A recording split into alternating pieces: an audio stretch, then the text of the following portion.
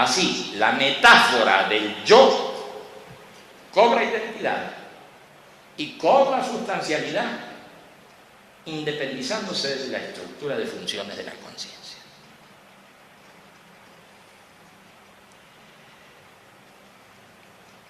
El yo es una metáfora, dirían los posmodernos.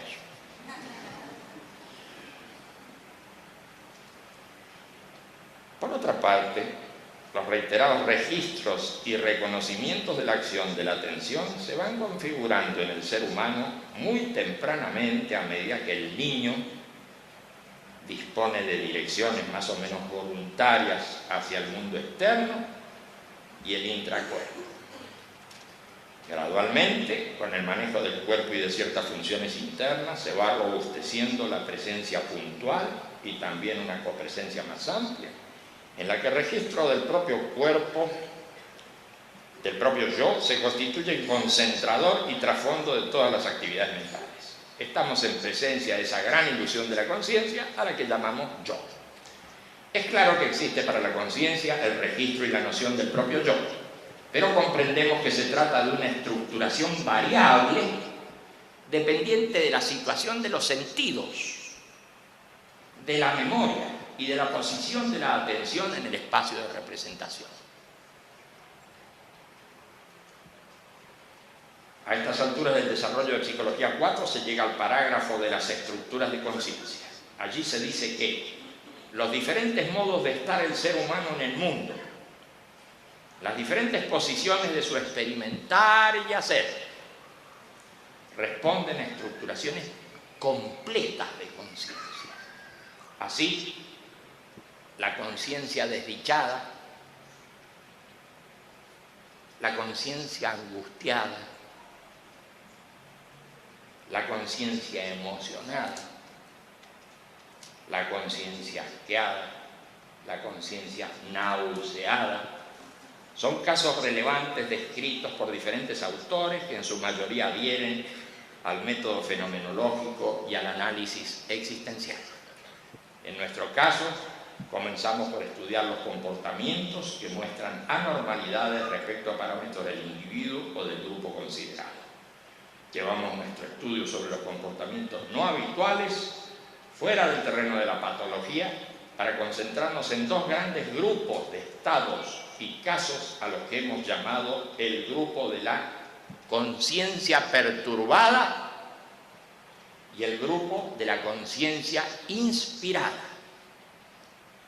Decimos que existen diametrales posiciones del yo que van desde la actividad cotidiana a la emoción violenta y estados ensimismados que van desde la calma reflexiva hasta la desconexión con el mundo.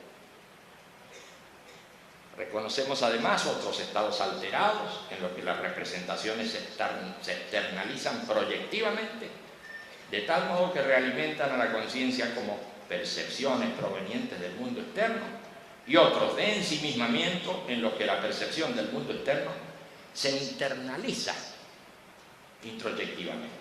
Por cierto, esas perturbaciones ocurren transitoriamente, como en el caso de la emoción violenta, o se manifiestan cada vez que se roza una misma situación conflictiva. En este apretado resumen de Psicología 4 quisiéramos referirnos a una estructura global de la conciencia en la que surgen intuiciones inmediatas de la realidad. Se trata de la estructura de conciencia inspirada, frente a la cual nos preguntamos: ¿es un estado de ensimismamiento o de alteración? ¿Es un estado perturbado? ¿Una ruptura de la normalidad? ¿Una extrema introyección o una extrema proyección? Por cierto, la conciencia inspirada es más que un estado. Es una estructura global que pasa por diferentes estados y que se puede manifestar en distintos niveles. Así, la conciencia inspirada aparece en grandes campos como la filosofía, la ciencia, el arte y la mística, pero también aparece cotidianamente en las intuiciones o inspiraciones de la vigilia, del semisueño y del sueño paradojal. Ejemplos habituales de conciencia inspirada son los del pálpito, los del enamoramiento. Las comprensiones súbitas de situaciones complejas y la resolución instantánea de problemas que perturbaron durante mucho tiempo al sujeto. Sin embargo, los casos que mencionamos no garantizan el acierto, la verdad o la coincidencia del fenómeno respecto a su objeto, aunque los registros de certeza que los acompañan son de gran importancia y de profundo significado. Pero volvamos al parágrafo dedicado a los fenómenos accidentales y los fenómenos deseados de la conciencia inspirada. Allí decimos: hemos reconocido estructuras de conciencia que se expresan accidentalmente. También observamos configuraciones que responden a deseos o planes de quien se pone en una particular situación mental con el propósito de hacer surgir el fenómeno. Desde luego, tal cosa a veces funciona y a veces no, como ocurre con ese deseo de inspiración artística, que a veces funciona y a veces no. O a ese enamoramiento, que a veces no llega. Es en la mística, especialmente, donde la búsqueda de inspiración ha hecho surgir prácticas y sistemas psicológicos que han tenido y tienen desparejo nivel de desarrollo. Así, reconocemos a las técnicas de trance como pertenecientes a la arqueología de la inspiración mística. Al trance lo encontramos en las formas más antiguas de la magia y la religión. Para provocarlo, los pueblos han apelado a la preparación de bebidas vegetales más o menos tóxicas y a la aspiración de humos o vapores. Otras técnicas más elaboradas, en el sentido de permitir al sujeto controlar y hacer progresar su experiencia mística, se han ido depurando a lo largo del tiempo. Las danzas rituales, las ceremonias repetitivas y agotadoras, los ayunos, las oraciones, los ejercicios de concentración y meditación han tenido a lo largo del tiempo considerable evolución. Es de observar que algunas de estas técnicas logran la sustitución del propio yo por otra entidad espiritual o divina,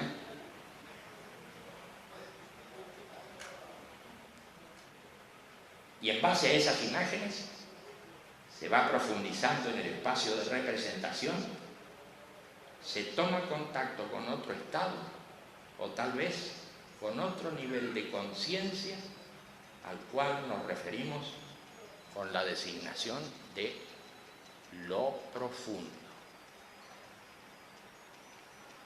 La investigación de esta posibilidad del psiquismo queda abierta en el tramo final de nuestras apuntes de psicología.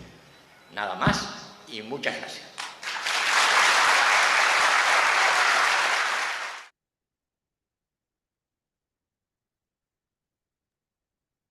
Excelente. ¿Cómo les parece? Buenísimo. Hola, Súper. Italo. Muy bueno. Y ahora, para complementar, entonces voy a invitar a Telo que nos ayude con una lectura. Son como 2 paginitas.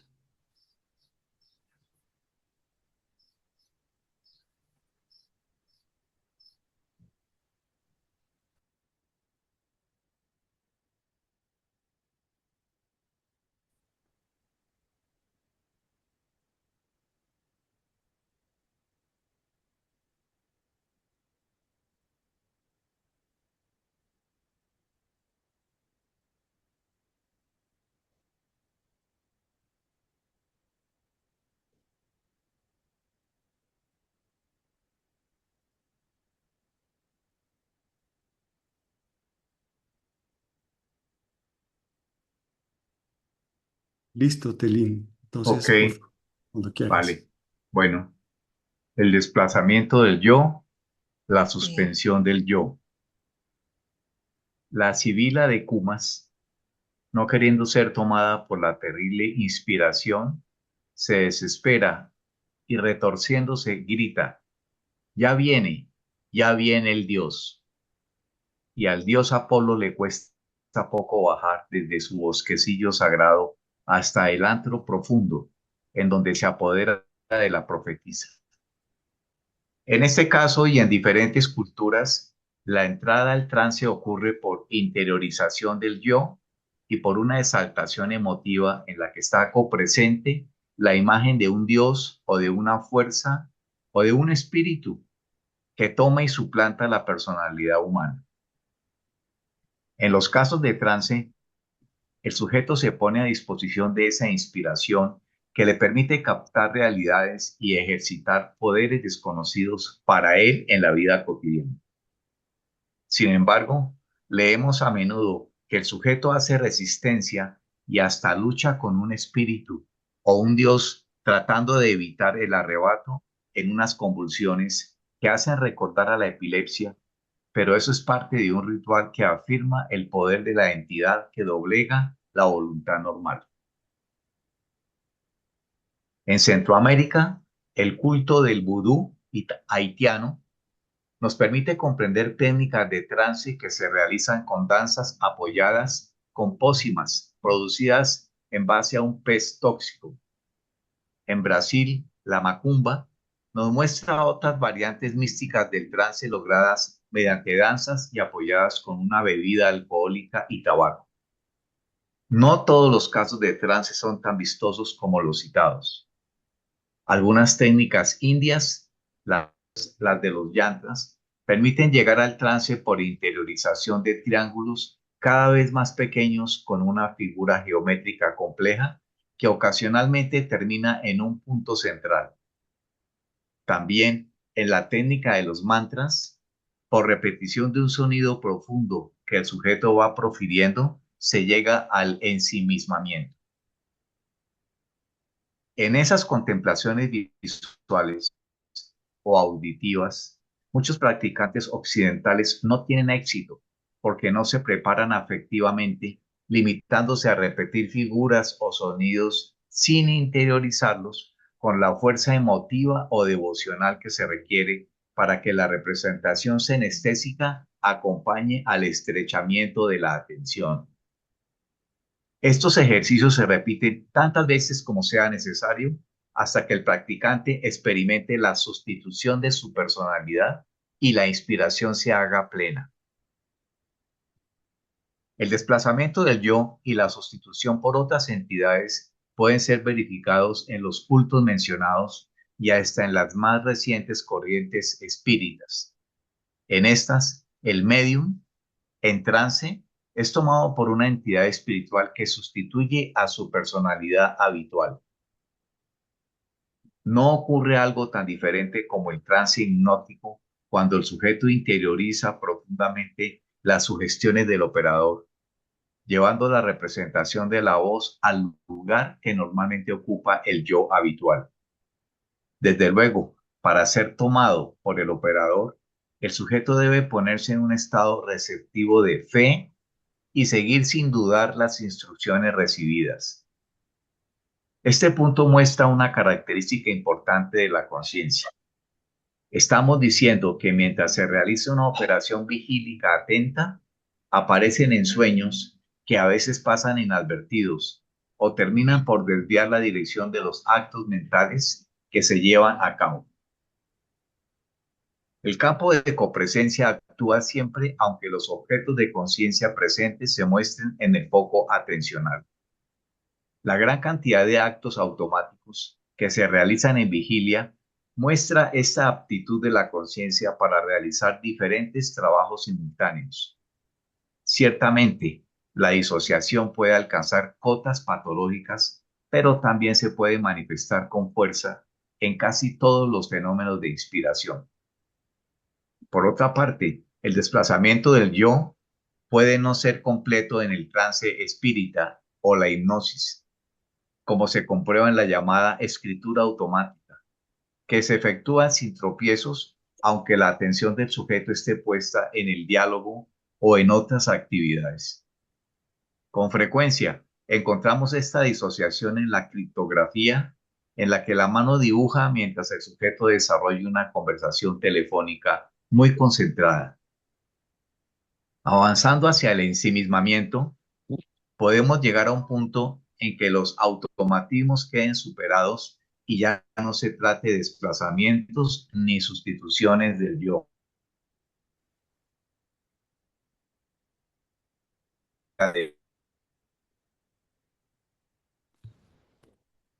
No te escuchamos, Telo. Te detenemos, por favor.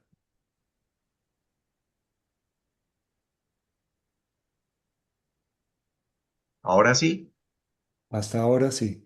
Desde tenemos.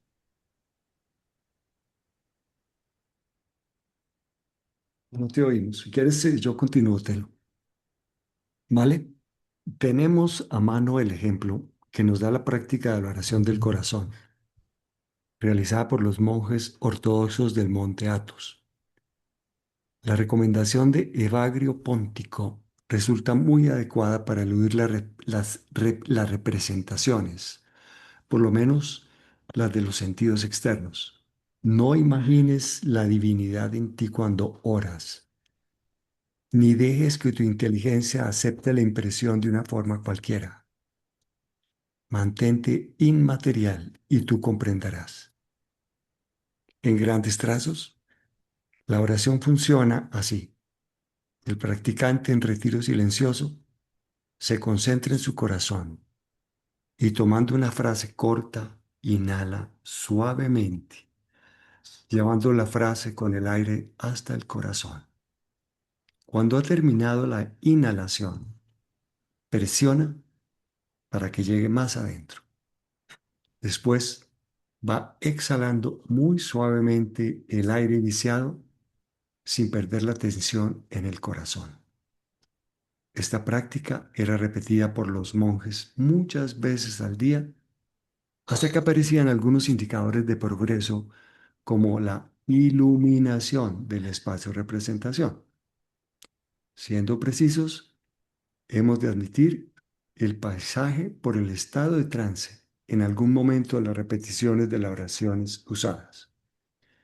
El pasaje por el trance no es muy diferente al que se produce en los trabajos de los yantras o mantras, pero como en la práctica de la oración del corazón no se tiene la intención de ser tomado por entidades que reemplacen la propia personalidad, el practicante termina superando el trance y suspendiendo la actividad del yo. En este sentido, en las prácticas del yoga se puede pasar también por distintos tipos y niveles de trance, pero se debe tener en cuenta lo que nos dice Pantajali en el Sutra 2 del libro 1. El yoga aspira a la liberación de las perturbaciones de la mente. La dirección que lleva ese sistema de prácticas va hacia la superación del yo habitual, de los trances y las disociaciones. En el ensimismamiento avanzado, fuera de todo trance y en plena vigilia, se produce esa suspensión del yo, de la que tenemos indicadores suficientes. Es evidente que ya desde el principio de su práctica, el sujeto se orienta hacia la desaparición de sus ruidos de conciencia, amortiguando las percepciones externas, las representaciones, los recuerdos y las expectativas. Algunas prácticas del yoga permiten aquietar la mente y colocar el yo en estado de suspensión durante un breve lapso. El acceso a los niveles profundos. Sin duda que la sustentación del yo por una fuerza, un espíritu, un dios o la personalidad de un hechicero o hipnotizador ha sido algo corriente en la historia. También ha sido algo conocido, aunque no tan corriente. El hecho de suspender el yo evitando toda sustitución. Como hemos visto en algún tipo de yoga y algunas prácticas místicas avanzadas, ahora bien, si alguien pudiera suspender y luego hacer desaparecer a su yo, perdería todo control estructural de la temporalidad y espacialidad de sus procesos mentales. Se encontraría en una situación anterior a la del aprendizaje de sus primeros pasos infantiles. No podría comunicar entre sí ni coordinar sus mecanismos de conciencia. No podría apelar a su memoria. No podría relacionarse con el mundo y no podría avanzar en su aprendizaje. No estaríamos en presencia simplemente de un yo disociado en algunos aspectos, como pudiera ocurrir en ciertas afecciones mentales, sino que nos encontraríamos con alguien en un estado parecido al del sueño vegetativo. Por consiguiente, no son posibles estas futilidades de suprimir el yo o de suprimir el ego en la vida cotidiana. Sin embargo, es posible llegar a la situación mental de supresión del yo, no en la vida cotidiana, pero sí en determinadas condiciones que parten de la suspensión del yo. La entrada a los estados profundos ocurre desde la suspensión del yo. Ya desde esa suspensión se producen registros significativos de conciencia lúcida y comprensión de las propias limitaciones mentales, lo que constituye un gran avance. En ese tránsito se debe tener en cuenta algunas condiciones ineludibles. Primero, que el practicante tenga claro el propósito de lo que desea lograr como objetivo final de su trabajo. Segundo, que cuente con suficiente energía psicofísica para mantener su atención ensimismada y concentrada en la suspensión del yo. Tercero, que pueda continuar sin solución de continuidad en la profundización del estado de suspensión hasta que desaparezcan las referencias espaciales y temporales.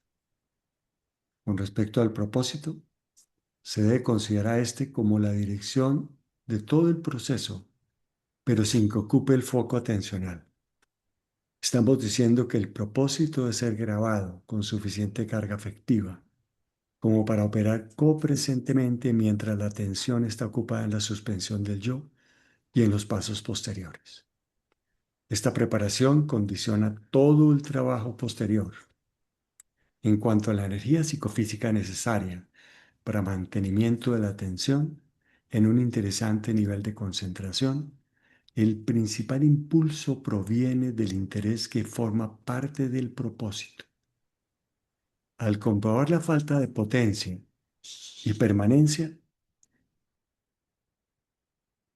se debe revisar la preparación que ha hecho del propósito. Se requiere una conciencia despejada de fatiga y una mínima educación de la reducción del foco atencional sobre un solo objeto. Continuar en la profundización de la suspensión hasta lograr el registro del vacío significa que nada debe aparecer como representación ni como registro de sensaciones internas. No puede ni debe haber registro de esa situación mental.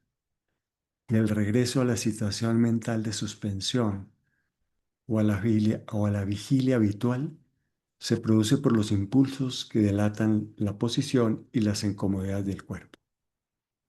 Nada se puede decir de ese vacío, el rescate de los significados inspiradores, de los sentidos profundos que están más allá de los mecanismos y las configuraciones de conciencia se hacen desde mi yo cuando éste retoma su trabajo vigílico normal.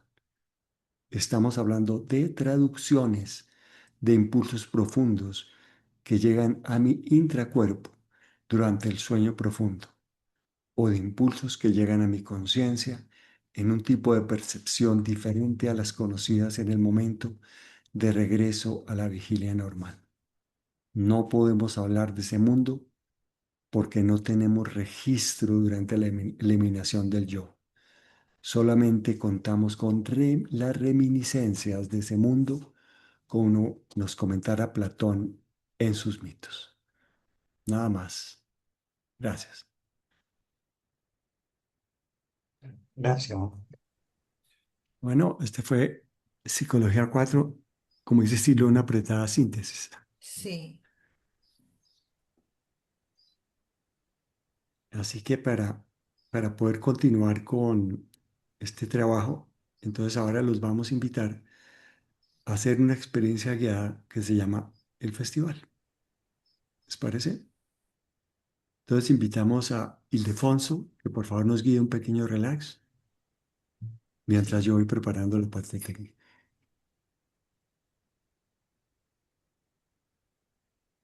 A ver si no tengo ruido aquí. Bueno,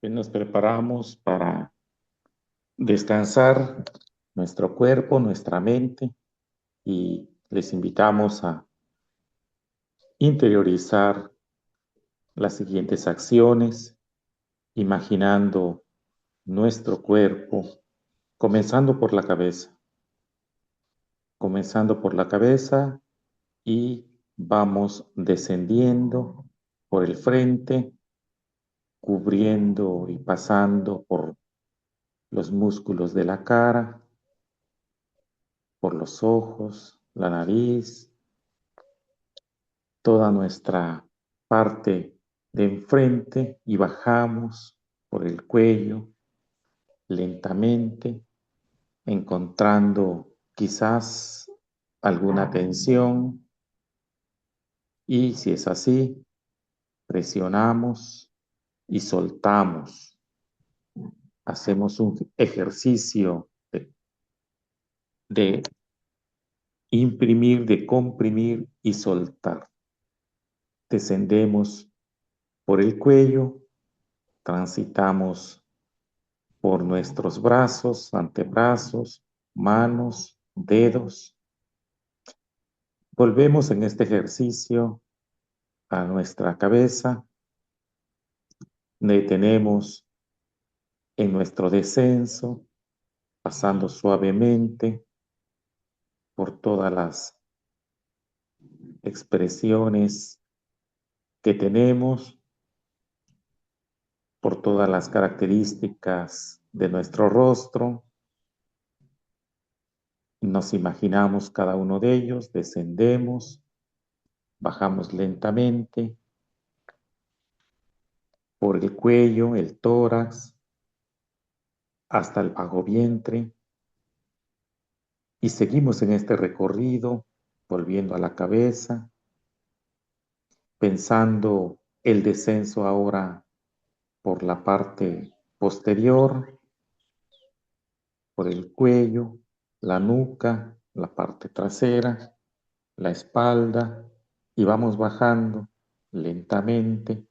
Si hay tensión, hacemos el esfuerzo de compresión y soltura y seguimos bajando para dejar relajado nuestro cuerpo y bajamos completamente por glúteos, por muslos, piernas, por nuestros pies, nuestros dedos y hemos recorrido así nuestro cuerpo por la parte de enfrente, por la parte de atrás y ahora para concluir imaginemos el recorrido interno comenzando nuevamente por la cabeza y descendiendo por dentro, por todo lo que tenemos, nuestro cerebro, todos los elementos que le componen, bajamos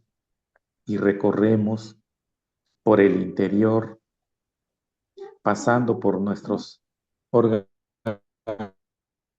internos. Si hay alguna tensión, hacemos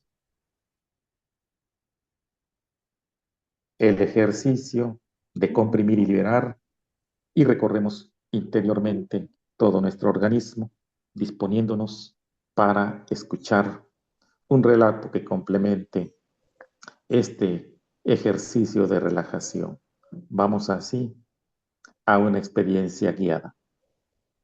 El festival.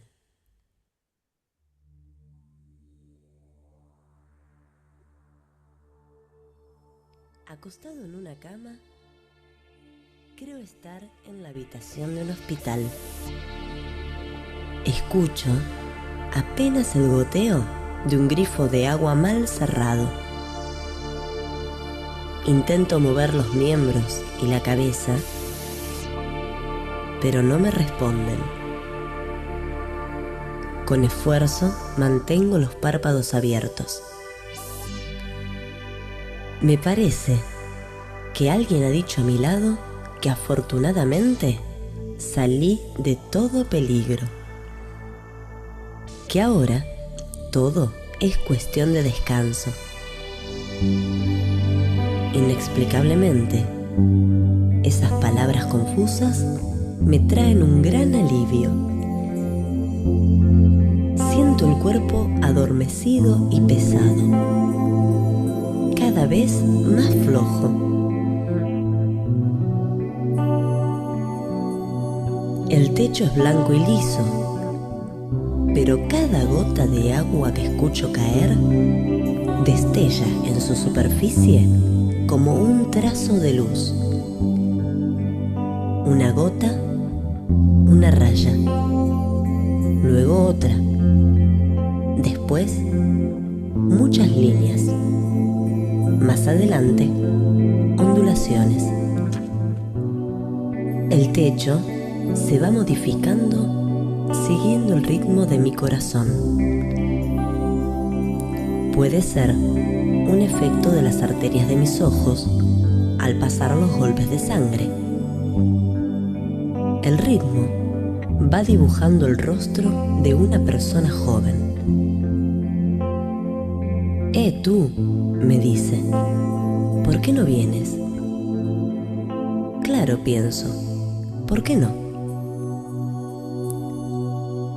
Allí delante se desarrolla el festival de música y el sonido de los instrumentos inunda de luz un enorme espacio tapizado de hierba verde y flores. Estoy recostado en el prado, mirando hacia el escenario. A mi alrededor hay una enorme cantidad de gente, pero me agrada el hecho de ver que no está apiñada porque hay mucho espacio. A la distancia, alcanzo a ver antiguos amigos de la niñez. Siento que están realmente a gusto. Fijo la atención en una flor conectada a su rama por un delgado tallo de piel transparente, en cuyo interior se va profundizando el verde que reluce. Estiro la mano, pasando con suavidad un dedo por el tallo terso y fresco, apenas interrumpido por pequeñísimos abultamientos. Así, subiendo por entre hojas de esmeralda, llego a los pétalos que se abren en una explosión multicolor. Pétalos como cristales de catedral solemne, pétalos como rubíes y como fuego de leños amanecidos en hoguera. Y en esa danza de matices siento que la flor vive como si fuera parte mía.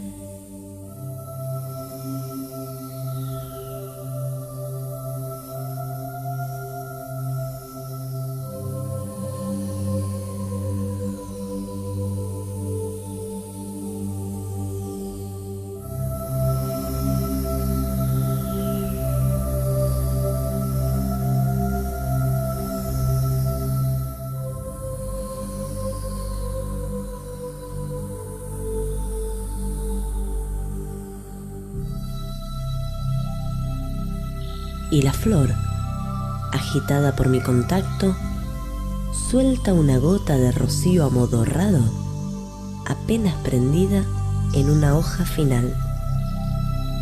La gota vibra en óvalo, luego se alarga y ya, en el vacío, se aplana para redondearse nuevamente, cayendo en un tiempo sin fin.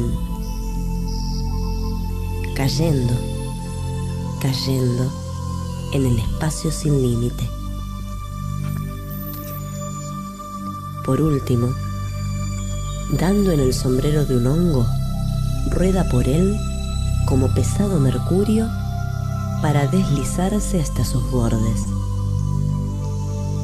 Allí, en un espasmo de libertad, se abalanza sobre un pequeño charco en el que levanta el tormentoso oleaje que baña una isla de piedra mármol.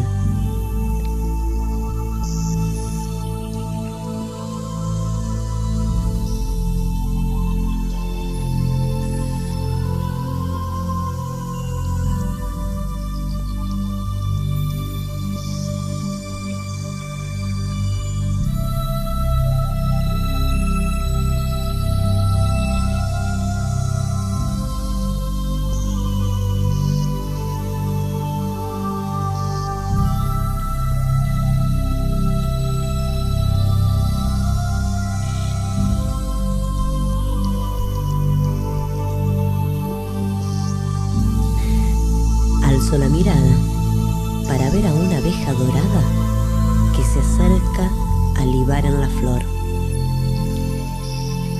Y en esa violenta espiral de vida contraigo mi mano irrespetuosa, alejándola de aquella perfección deslumbrante. Mi mano la miro atónito, como si la viera por primera vez. Dándole vuelta, flexionando y estirando los dedos, veo las encrucijadas de la palma y en sus líneas comprendo que todos los caminos del mundo convergen allí.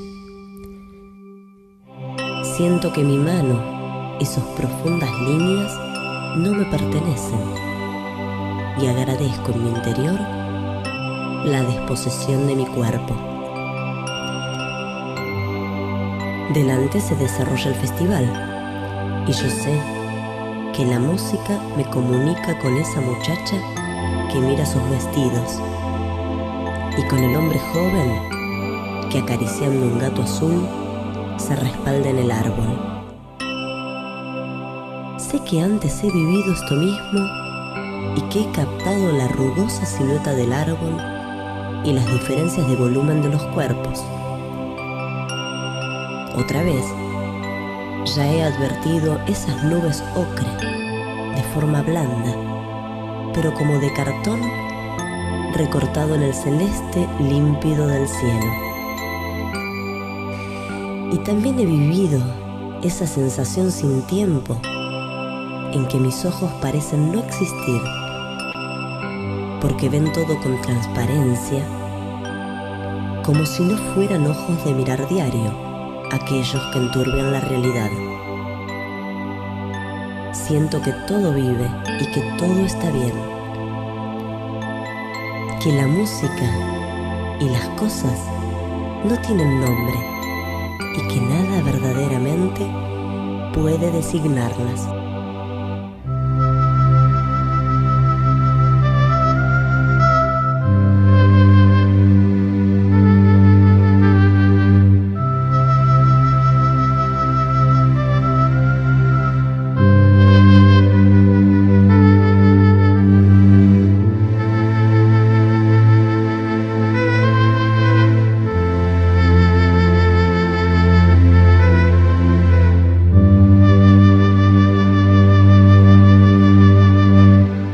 Mariposas de terciopelo que vuelan a mi alrededor, reconozco la calidez de los labios y la fragilidad de los sueños felices. El gato azul se desplaza cerca de mí. Caigo en la cuenta de algo obvio. Se mueve por sí solo, sin cables, sin control remoto. Lo hace por sí solo y eso me deja atónito. En sus perfectos movimientos y tras los hermosos ojos amarillos, sé que hay una vida y que todo lo demás es un disfraz, como la corteza del árbol, como las mariposas, como la flor, como la gota mercurial, como las nubes recortadas, como la mano de los caminos convergentes. Por un momento, me parece comunicar con algo universal.